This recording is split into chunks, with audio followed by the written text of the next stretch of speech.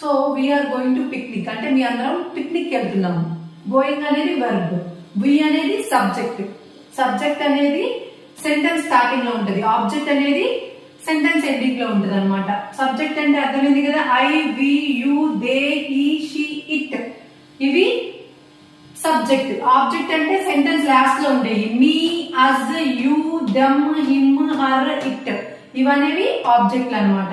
So I కి object ఏంటి మీ, వి కి అస్, యు కి యుఏ, ఇది మారలేదు అనమాట, యు కి యుఏ, దే కి దమ్, హి హిమ్, షీ హర్, ఇట్ కి ఇట్కే.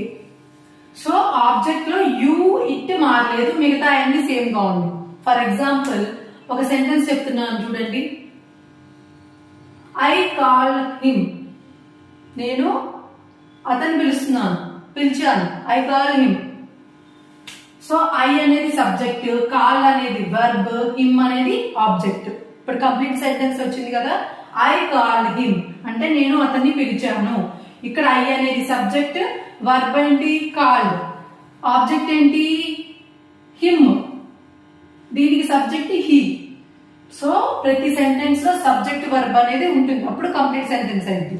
ఇంకా కంప్లీట్ కావాలంటే సబ్జెక్ట్ వర్బ్ ఆబ్జెక్ట్ ఉంటుంది అనమాట. అర్థమైంది కదా. సో మీకు డీటెయిల్ గా కావాలంటే యూట్యూబ్ ఛానల్ నాగలక్ష్మి 4870 అని సెర్చ్ చేయండి. సో ఈ రోజు నుంచి యూట్యూబ్ లో కూడా 45 days spoken English classes start చేస్తున్నాను.